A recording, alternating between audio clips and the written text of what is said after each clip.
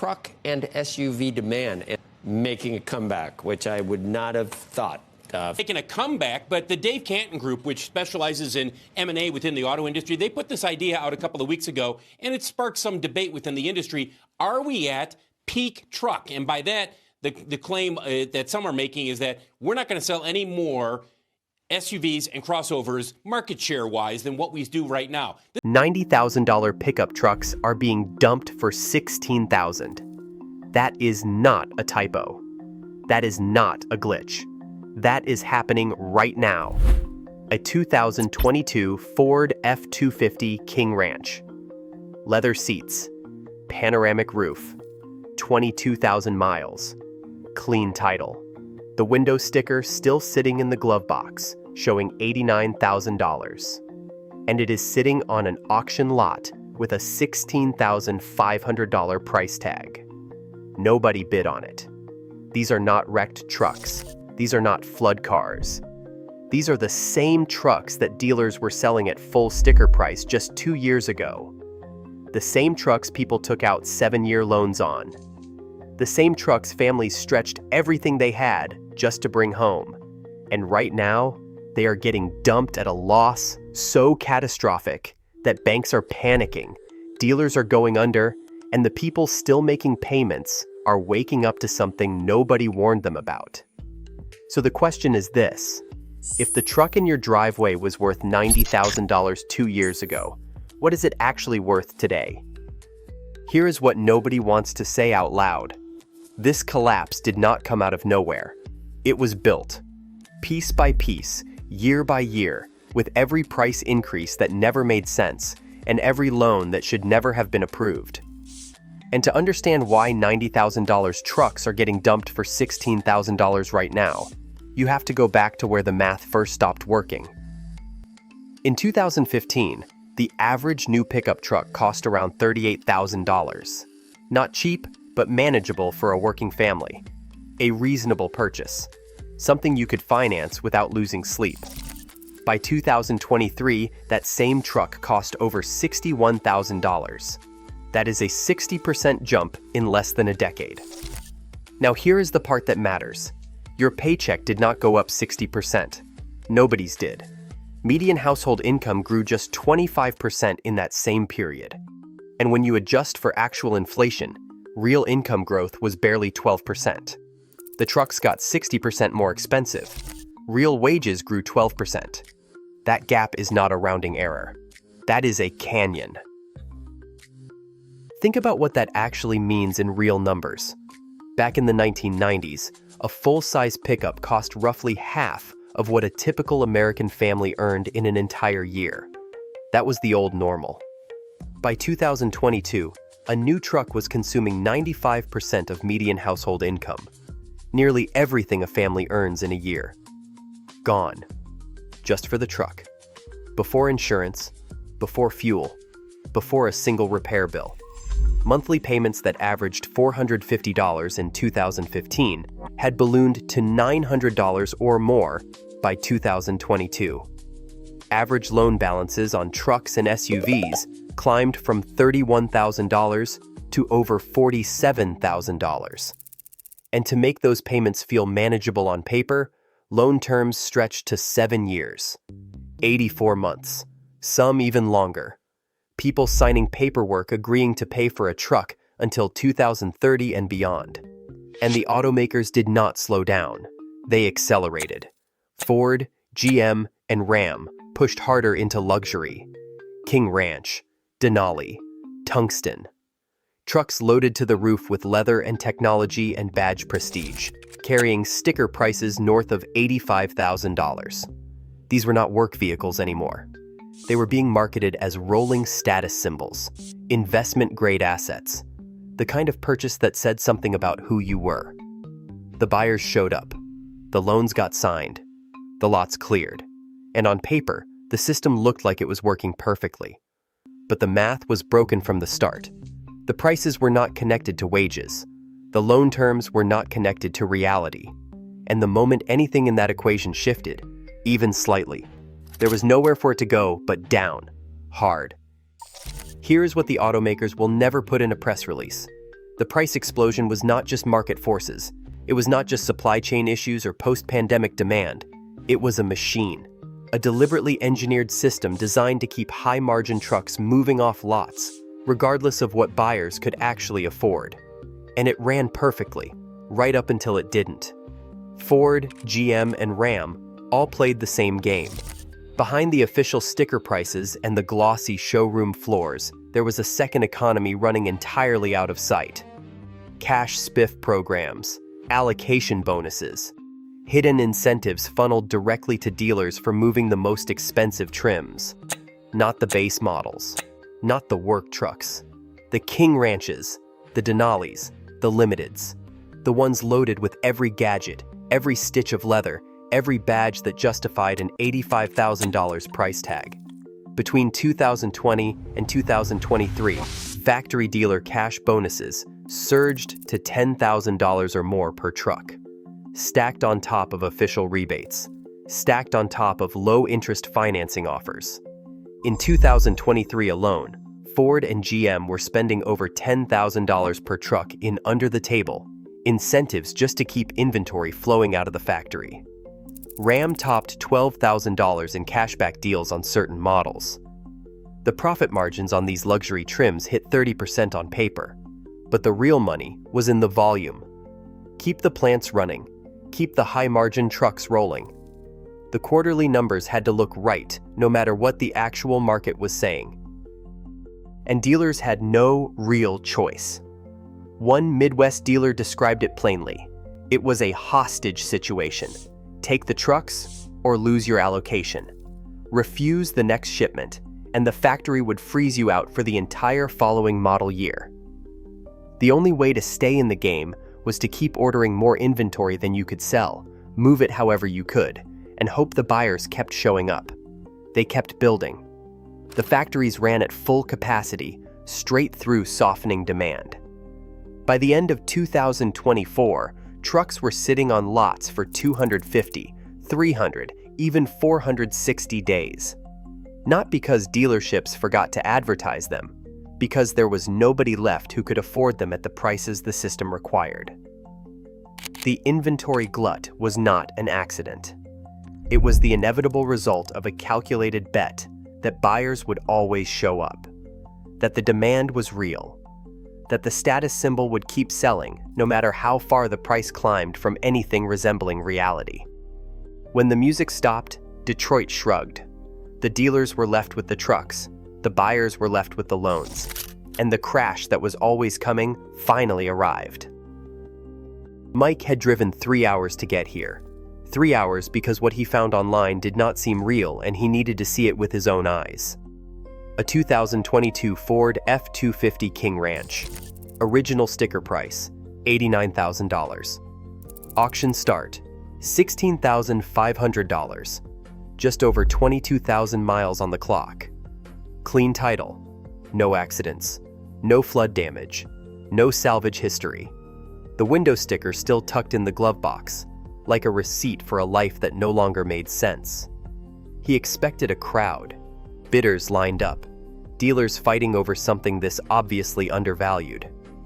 Instead, he found rows and rows of unsold trucks stretching across the lot as far as he could see. Some still had plastic on the seats, tires barely scuffed, chrome still catching the morning light like they had just rolled off the transport. Nobody was fighting over anything. Nobody was excited. The lot was quiet in a way that did not feel like opportunity. It felt like aftermath. At Mannheim, Dallas, one of the largest auto auctions in the country, the scene playing out that week was the same story repeating itself in slow motion. Late model King Ranches crossing the block and drawing silence. Denali getting a single lowball offer before the auctioneer moved on. F-150 Platinums that 2 years ago would have had buyers lined up around the building, now sitting without a single serious bid. A black F-150 Platinum. Original MSRP, $84,700. It hammered at $15,800. No sale. The seller held firm, but the room barely looked up. A Ram 2500 Limited, leather still creased from the factory, drew one bid. $17,100. The auctioneer tried to pull the room higher. The energy was gone and everyone knew it. Mannheim's own data confirmed what the room already felt. For every 10 luxury pickups that crossed the block, only 3 found new owners. The other 7 rolled back into inventory, destined for another round of markdowns or a desperate call to the bank before the next auction date. The veterans on that floor, men who had worked through every cycle, every dip, every correction the car market had thrown at them for decades, were not talking about opportunities. One leaned over to nobody in particular and said what everyone in the room was already thinking. You could buy these by the dozen and still lose your shirt. Mike stood next to the King Ranch he had driven 3 hours to see, circled it twice, checked the service records, looked for the catch that had to be there somewhere. There was not one. Just a truck nobody wanted to own at any price close to what it had cost to build. That was the catch. The auction floor panic was visible. The repo surge was impossible to ignore. But the part of this story that never made the headlines was happening behind closed doors, weeks and months before any of it became public. Because the banks already knew. They had known for a while, and what they did with that knowledge tells you everything about how this system actually works. Confidential memos had been circulating among the major floor plan lenders long before the auction lots started overflowing. Ally, Santander, the captive finance arms of Ford, GM, and Ram. All of them quietly flagging the same problem in the same clinical language that makes catastrophic things sound manageable on paper.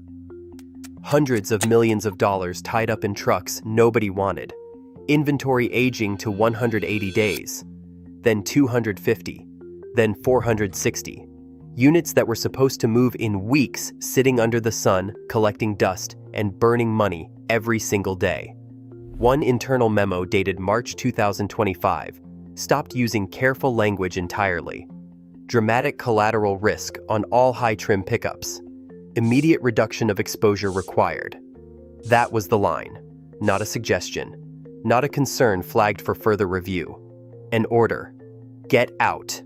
Now. Before it gets worse. Dealers who missed payments or let inventory age past 120 days found their credit lines frozen overnight. No warning, no grace period. Some received calls at 7 in the morning from their lender's risk officer demanding immediate cash paydowns or threatening to send in auditors before the week was out. One Texas dealer described the experience plainly. It felt like being hunted by your own bank. And the daily math was brutal in a way that made delay impossible. A single $90,000 King Ranch or Denali sitting unsold carried $16 to $18 a day in interest and insurance charges. Every single day. A dealer holding just 20 of these trucks was watching more than $10,000 a month disappear before a single sale. Stretch that over 8 months, and you are looking at $70,000 in pure carrying costs, while the market value of everything on your lot drops faster than you can update the price stickers. The banks did not watch from a distance. They sent teams to physically inspect lots, making sure the trucks were real and accounted for, and not already shipped to auction in a desperate bid for cash before the next margin call arrived. The manufacturers offered new incentives, promises of one-time margin assistance. The lenders had already seen the auction run lists. They had watched $90,000 trucks hammer for $16,000. The promises meant nothing. The only thing that mattered now was getting out before the next memo went out and the floor disappeared completely. While the lenders were sending memos and the auction floors were going quiet, something else was happening on the streets. Something louder. Something that showed up in driveways before the sun came up and left nothing behind but an empty space and a family trying to make sense of what just happened. The repo surge is the worst it has been since 2008. And this time, it is not beaters and high-mileage rust buckets getting hauled away. It is nearly new trucks. Trucks with under 20,000 miles. Trucks still under factory warranty. Trucks with leather seats and panoramic roofs and every option checked, getting hooked to a flatbed in the dark because the payment stopped and the lender stopped waiting. Repo crews from Dallas to Daytona are logging double and triple their usual recoveries. In Houston, one crew chief put it simply: they used to pick up a few F-150s in a week. Now it is dozens. They cannot keep up with the volume. The families losing these trucks are not who you might picture. These are contractors, plumbers, small business owners, people who stretched everything they had to buy a $90,000 truck because they were told it was an investment, because the salesman told them it held its value, because driving something like that meant something about where they had arrived in life. Now they are standing at the window, watching it disappear down the street on a flatbed, and the humiliation cuts deeper than the financial damage. Neighbors notice, kids ask questions, and before the dust even settles, the letter from the bank arrives. Not a sympathy note, a demand, payment for the gap between what the auction recovered and what is still owed on the loan. A gap that has grown into a canyon. The repo lots are overflowing.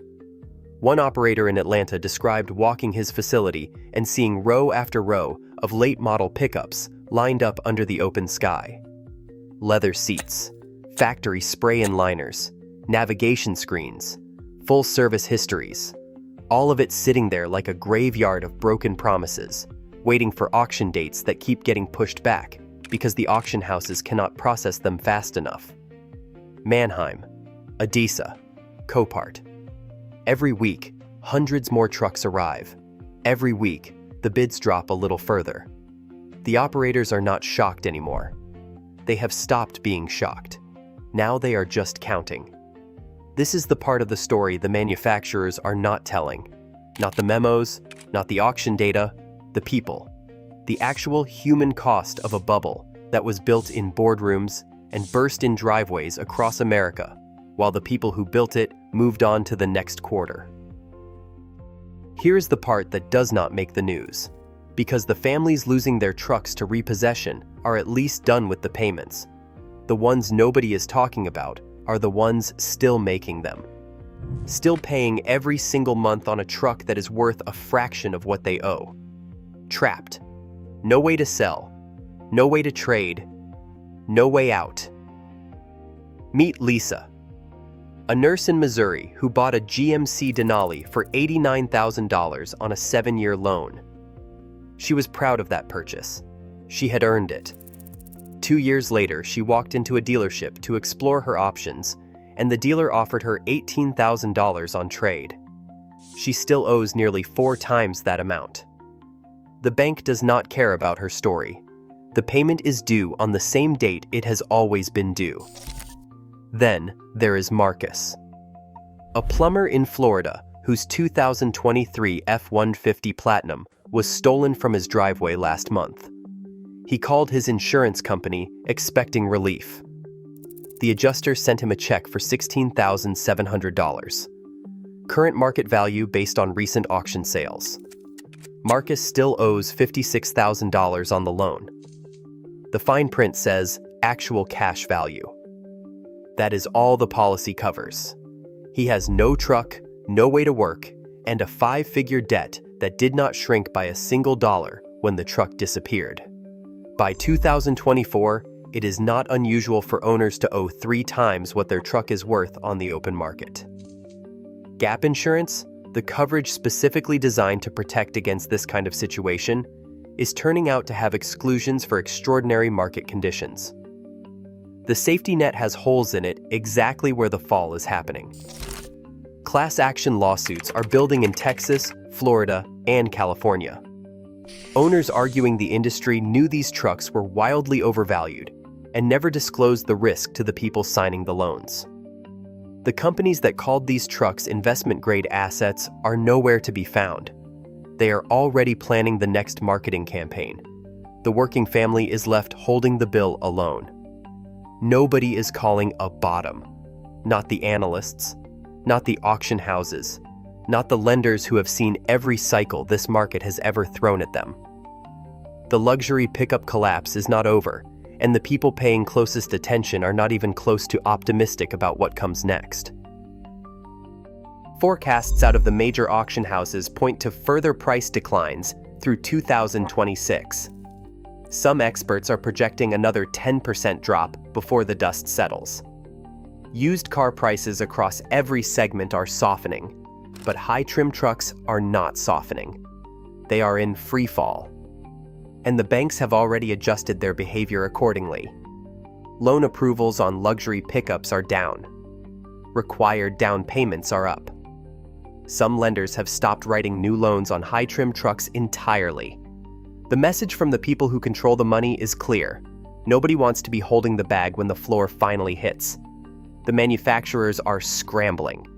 Expect bigger incentives, longer loan terms, creative lease structures designed to make an $80,000 truck feel manageable on paper one more time. But something real has shifted underneath all of it. The Ford Maverick and the Honda Ridgeline are outselling their high-dollar cousins for the first time in years. The market is telling the automakers something they spent a decade refusing to hear. People want affordable. People want practical. People want a truck that works without destroying their finances to own it. The next 18 months will separate two very different groups of people. The ones who walk onto a lot carrying data, and the ones who walk on carrying emotion. The dealership has already run every number in their favor before you arrive. Your only protection is running those same numbers in yours. Never judge a truck by the monthly payment. Understand what a 7-year loan means when the asset loses half its value in 3 years. Know what the repo data and the auction results are telling you before you sign anything, because those numbers are not random. They are the truth the salesman will never volunteer. The crash is real. But so is the opportunity. The difference is entirely in what you know before you walk through that door. Go back to where this started. A 2022 Ford F-250 King Ranch. $89,000 original sticker. $16,500 auction price. Window sticker still in the glove box. 22,000 miles. Clean title. No catch. Just the truth about what that truck was always actually worth once the system that inflated it stopped working. That image is not a glitch. That is not an anomaly that will correct itself next quarter. That is the market finally telling the truth after years of being propped up by backdoor rebates, 7-year loans, and a machine built to move metal, regardless of whether the buyer on the other side of the paperwork could survive owning it. Detroit built the bubble. The banks pumped it full of air and handed out the loans. The dealers moved the inventory because refusing meant losing their allocation. And when it all came apart, the boardrooms issued statements about market corrections and external headwinds and consumer preference shifts. The families in Missouri and Florida and Texas got letters from lenders demanding payment on trucks that no longer exist or are no longer worth what was promised. Different players. Different roles. One pattern running underneath all of it. The people who understood the real numbers walked away. The people who trusted the story got left with the bill. But here is what is also true. The same collapse that is destroying unprepared buyers right now is creating the most favorable buying environment for trucks in over a decade. The deals are real. The discounts are real. The opportunity is real. For the people who walk in knowing exactly what they are looking at. Before you step foot on any lot, download the free ebook. Avoid these 17 cars in 2026. Link is in the description. It covers the depreciation data, the reliability scores, the exact models that are bleeding value right now, and the ones that are not. Download it, read it, then go negotiate. The repo man is busy enough already. Do not make his job any easier.